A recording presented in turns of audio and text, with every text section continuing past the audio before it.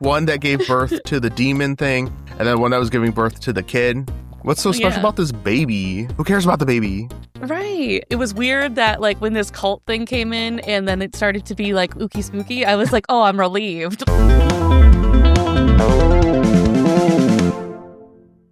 This week, we watched the supernatural horror film 1978. During the World Cup final between Argentina and Holland, in times of military dictatorship, a group of torturers kidnaps a group of young people.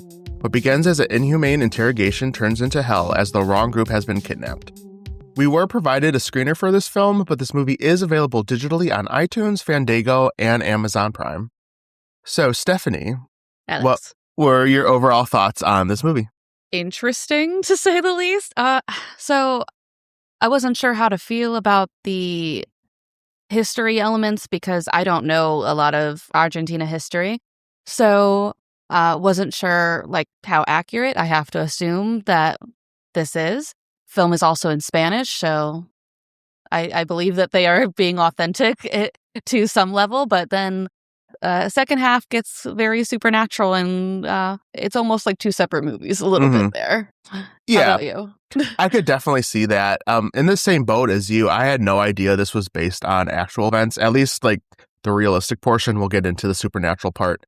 But I guess before we delve too deep into the movie, I did want to give some background on that. High level, there's obviously a lot that goes into, history. So I found this article from wickedhorror.com, Social Critique Real Life Horror as a Backdrop, that kind of discusses parts of this movie. So I'm going to read bits from that article. So it starts by saying, in a bold exercise of memory and genre, 1978 by directors Luciano and Nicolas Onetti emerges as a horror story rooted in one of Argentina's darkest periods, the last civic military dictatorship from 1976 to 1983. The Onetti brothers do not shy away from the brutality of an era marked by disappearances, torture, and the complicit silence of state terrorism.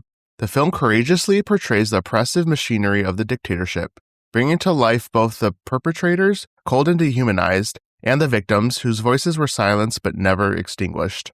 The military junta intensified its repression, with an estimated 22,000 to 30,000 people killed or disappeared, targeting left-wing sympathizers, journalists, and students. The story is set in 1978, a pivotal year of repression chosen deliberately. While the military regime organized the FIFA World Cup to protect an image of national unity and stability, clandestine detention centers continued their gruesome work behind the scenes. The dictatorship used the event as a propaganda tool, masking extrajudicial executions, death flights, and the systematic kidnapping of babies beneath flags and celebrations. I was surprised to find that they also kidnapped babies. Pregnant women who were political dissidents were kept alive in those detention centers, often in brutal conditions until they gave birth. Immediately after the birth, their babies were taken from them and the mothers were subsequently killed, often in death flights where they were drugged and thrown into the sea. So, yeah, all this stuff that we're seeing in this movie seems real, IRL, which is crazy. Yes, it was very upsetting and hard to watch at times. I mean, not like the worst. Like, I don't think it was like up to the standard of Hostel or anything. Or, I mean, I haven't seen Hostel, but I've seen clips. So, it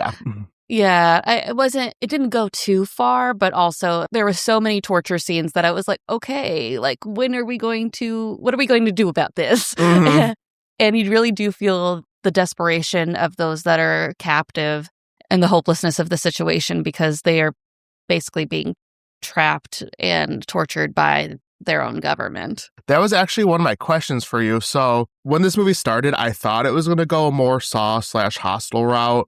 Those are a different level of torture. So I'm kind of glad it doesn't go that deep, but the torture that they do show, like, it's enough. Like, don't get me wrong. It is still a lot. And I think this is where the movie does a really great job in building that tension, because I would say getting up to the paranormal stuff, I was so stressed out until we got to that part. I was holding my breath, to say the least. It was weird that, like, when this cult thing came in and then it started to be like ooky spooky, I was like, oh, I'm relieved. Like, I'm relieved it's over. I know. Isn't that crazy? That was going to be my point, is the build up to that is, I think, scarier way Mhm. scarier than any of the paranormal stuff. While Yeah. still like scary, the reality and the realism used in this movie is what makes it so effective, in my opinion. The side by side with them being so interested in how the soccer game is going Hmm. for the championship, and then just in the midst of torturing someone or including somebody in their poker game. That was one of the scenes in the like opening scene, and you didn't Hmm. realize it was one of their victims, and he was just sitting there like shivering. Yeah, it's so scary how nonchalant they are about this whole thing. Like just a typical day in the office. Yeah. They don't have to be over the top or grotesque. They're just men They're being just there. horrific, and it is Mm. the scariest thing. I found it incredibly freaky. Yeah, I will admit though the naivety of me in this situation, because it's so crazy to me. I can't imagine the lengths of someone having to go through that and Hmm. torture and everything. So when I saw the man, he's actually like our final guy ends up being, but when I saw the man standing in front of a desk looking at pictures, I was like, oh, good, someone's investigating, trying to find them. I was like, no, he's part of it. Uh-huh. I was like, surely someone in this movie is gonna save the day. Not really. It doesn't really pan out that way. You did mention Hostel and Saw. What's your experience in more of these like torture porn movies? I wouldn't categorize this as such because it doesn't go to those lengths, but I was just more curious your background on those types of movies. I haven't seen a ton. I do think sometimes it walks the line and like whether or not this is justified to Hmm. like progress the story, or whether it's just doing it to be brutal. This I don't feel like is doing that. It's just hard to watch because it's continuous. And Hmm. but if it is really, how it happened in history, like it's not doing anything outlandish in that sense. Okay, yeah, I agree.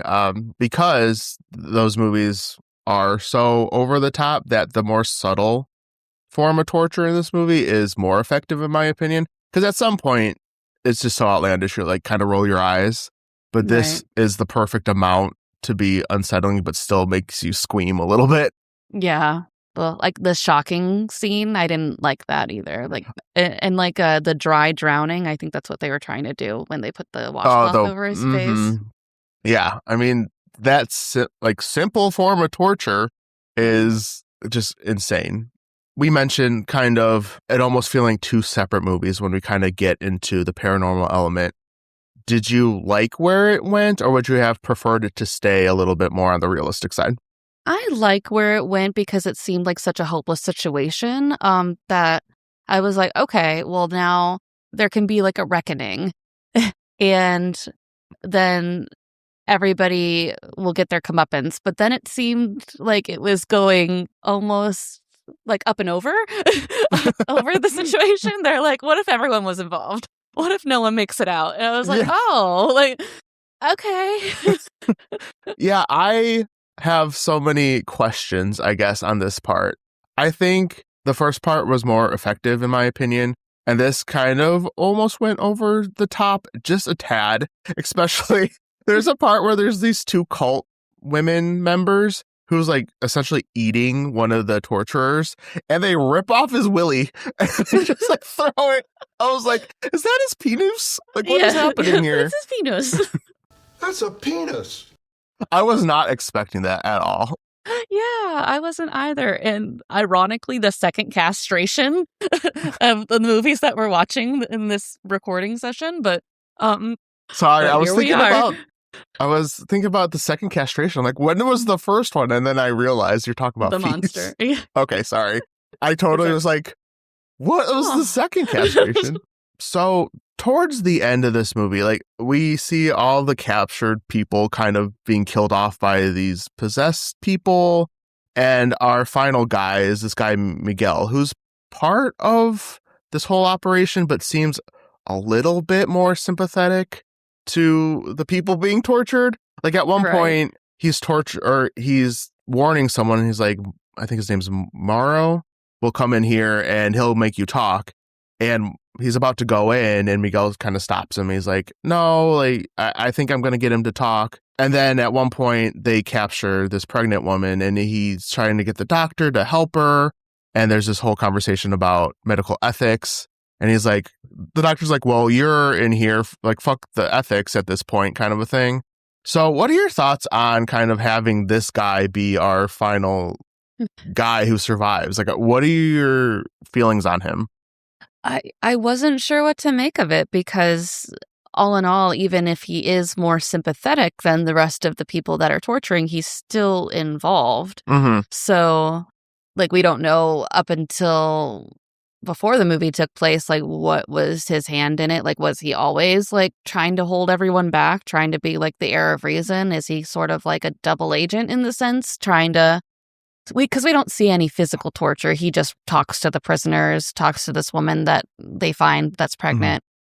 So we don't really see him actually physically harm anybody, but he is there conducting interrogations.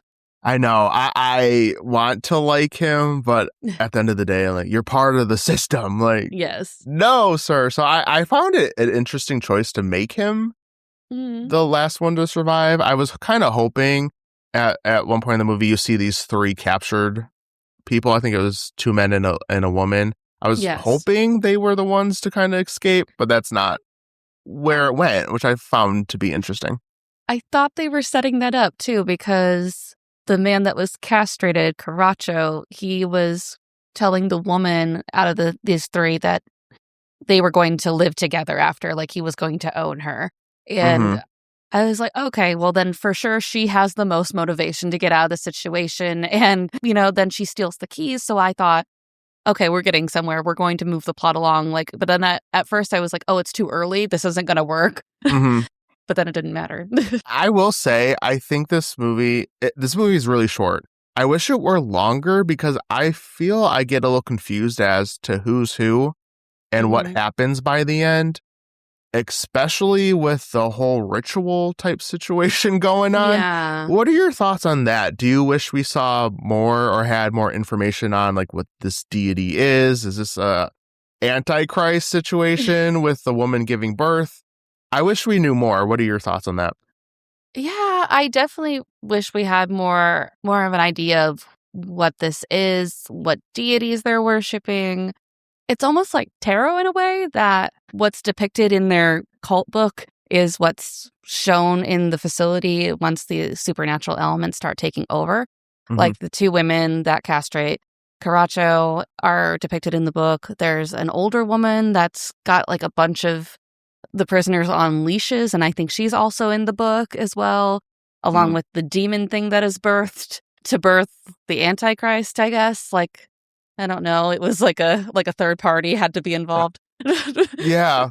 I was confused. Were there 2 pregnant ladies? Like one that gave birth to the demon thing and then one that was giving birth to the kid?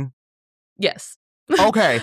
I had to rewind that because I did too. I was like, wait a minute. Didn't she just give birth? Why is she on the ground? Yeah. It was a different lady. So, yes. Okay. Although I will say, having found out the history about taking the children in the like real life situation, I thought that was interesting that they tied that into kind of the lore of giving birth to this demon, almost as symbolism. Yeah. I feel, but I thought that was interesting. I want to know more. I want to know like what this is, what's this cult, like what's going on here, because they just show up and then shit hits the fan and people start dying. Like that's the trajectory. Right. And I almost questioned the symbolism of like, does like torturing your own people, and in this sense, like where they have to rise up and fight against you, does that make like monsters of us all? Is that what the symbolism we're going for? Because aside from Miguel and the baby at the end, like nobody gets out alive, and it's just evolves into chaos. So it's bleak and dismal for literally everyone. So I don't know. I'm not sure. I was just equally surprised by the second pregnant woman because I was like, wait, she's on the ground. Why is she on the ground if they want her to give birth and like surrounded by all these people that are eating each other, eating other things? But then I saw the other woman and I was like, why does she get to be up there? Like, why is she getting better treatment? Why does the woman giving birth to the demon have to be on the ground? What's so special about this baby? Who cares about the baby? Right. And I also wondered, like, since the demon helped give birth to the baby, is the baby the Antichrist? Is the baby the devil? Or is this a harmless baby at this point? Or we don't know if the ritual was finished. I don't know. I'm trying to think of like what it could mean outside of just the symbolism of like the baby being taken away by the evil entity, the Yeah. evil side of history kind of a thing.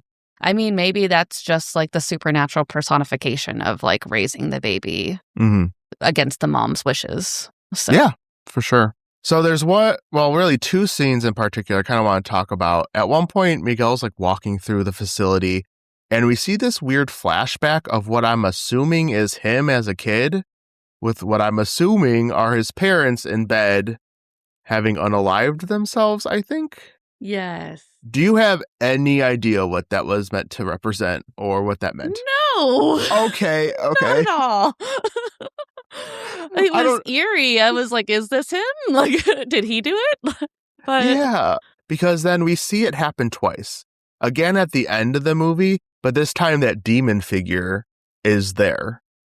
Yeah, so that made it seem like it implied that somehow he had killed his parents. Or maybe the demon had. I don't know.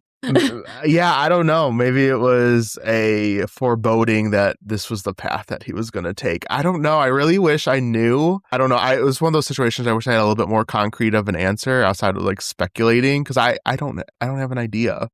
I feel silly and a little dumb as to what this could mean. Yeah, and I think I saw that there was a baby doll in the room, so I was like wondering if that had symbolism to do with the baby he's trying to save now. But maybe I'm just reading too much into it, and it's just like, this is his trauma, this is why he's here kind of thing. Who knows? Did the second flashback of the same scene there with the parrots make you feel like he wasn't going to take care of the baby after all because of the demon like on his shoulder and stuff, though? Yeah, it felt like a sinister ending. Like it didn't seem hopeful. Yeah. Maybe he's taking the baby to be raised by, the political side that he's aligned with, assuming at the end. So maybe that baby is going to be raised by the opponent. So many questions. I just want answers. Right. Since we had to log into the link, I had to fast forward to get to the spot I had left off at one point. And it was much scarier watching it in fast forward once the supernatural things come and they're all like writhing on top of each other. Demons in double speed. That's what really got you. That was upsetting. Oh, no. So for our ratings, we'll rate 4 aspects of the film out of 3. We'll total that all up to get our overall score out of 13. So Stephanie, how did you rate 1978? Okay, I gave plot a 2. I gave suspense a 3. And atmosphere a 3. And villains a 2. And point, I said yes. So a total of 11 out of 13. That's pretty high. Yeah, the torture scenes were a lot, but the suspense and the hopelessness and bleakness you feel in those moments are definitely what drives that higher rating for me. And the atmosphere of it just adds to it with how bleak everything is again. Yeah, for sure. How about you? I gave plot a 2 out of 3, suspense a 2 out of 3, atmosphere a 3 out of 3, and villains 2 out of 3. And I did give it my point for a total of 10 out of 13. Okay, so about the same. Yeah, which is 1 point off. I will say, I feel like this could have gotten a 13. The supernatural stuff doesn't scare me as much as the torture realistic part. And I think once we got to that paranormal part, like to your point, I almost felt a sense of like, oh, okay. Now we have this like over the top demon scenario. Right. It's the more subtle stuff that scares me. And I didn't mention this, but you know what this movie kind of reminds me of? What's that? Green Room. Yeah. Kind of the same vibe. Get that. Yeah. Whereas the realistic stuff is so terrifying to me that had we stayed in that realm, I could have easily seen giving this a 13, to be honest. Right. So where the villains, like the demons are scary, don't get me wrong, but like the people, the torturers, those would have gotten a 3 out of 3 for me. But if we would have just stuck with them. Yeah. So the demons just that thing doesn't scare me as much. It's not my favorite topic. As if you've seen the show before, you know the whole religious kind of backdrop isn't my favorite topic. Alex has made a statement to the media. He no longer loves the devil. We've been covering it a lot lately. I feel like we just covered Ready or Not that had to do with Hail Satan and stuff like that. So just anytime it's brought up, I just want to make sure I mention it because it is scary, but just to me, it's not my favorite. So that's why it just got lowered a little bit. I think the plot, again, the Argentinian history is what was really interesting for the plot to me. Yes. It kind of reminded me a little bit of Inglourious Bastards too. Okay, yeah. Yeah, with like the history elements and everything. And there's also one scene where I believe it's the 2 out of the 3 prisoners, like the girl isn't there, but the 2 men are. And Caracho takes them out to dig a grave. And it really does seem like once they are done, he'll put them in it. And I can't express how much of that like beginning half of the movie put me in that whole, what would I do if I was captured and interrogated like that instance? And I'm like, well, I would just hope to die. Yeah. Right? Like, yeah, because he doesn't kill them, which is almost worse than just letting them not suffer anymore. Because he's like, I'm just fucking with you. He's like, relax, sir. Relax. Like, I know I'm he's just in the most stressful situation of my life. Like, yeah. Because I was thinking, like, what could you say in that scenario that would just get you an instant bullet to the head? Because I couldn't do the torturing. I would tell them everything. I promise you. And you know what's really scary about that? Like, even if you truly didn't know, it doesn't matter. You have to come up with something. Like hope it's good. And it doesn't mean that would get you anywhere either. Right. Because you're going to, at the end of the day, you're going to die anyways, right? If you give them the information, they're going to kill you. But if you don't know, legitimately, they're just going to torture you until you say something. Yeah, like the poor kid that Miguel was trying to help. He gave the name of a fraternity, I think, and they were like, "How dumb are you?" Like accepting the fraternities as a name, and I was like, "I don't know, maybe we should go with it." Yeah, just go with that one. Just go check that out. It's terrifying, right? Yeah, I think it definitely, at least that first half, definitely deserves our higher ratings. The supernatural, I think we just don't have enough explanation as to what is really going on to fear it. And then a half to a third of the way completion, basically, of the movie, you feel like it's going to only really serve the victims and it'll be good for everybody because the demons will rise and kill off all these torturers. But then it doesn't happen, so that it's a little disappointing. Yeah, it's like, oh, I mean, obviously the demons have no allegiance to anyone, so it makes sense, but also like, oh, womp womp. Couldn't you have maybe seen that in their soul or something, that they deserved some help in this situation, these trying times? Not even a little bit. No. Thank you for watching this video. If you enjoyed it, please be sure to give it a like and subscribe to our channel to be notified when we post new episodes. And of course, as a reminder, you could purchase this movie digitally on iTunes, Fandango, and Amazon Prime. You can find us on social media using 13 Degrees of Screams. This has been 13 Degrees of Screams, and we will see you next week. Bye. Bye.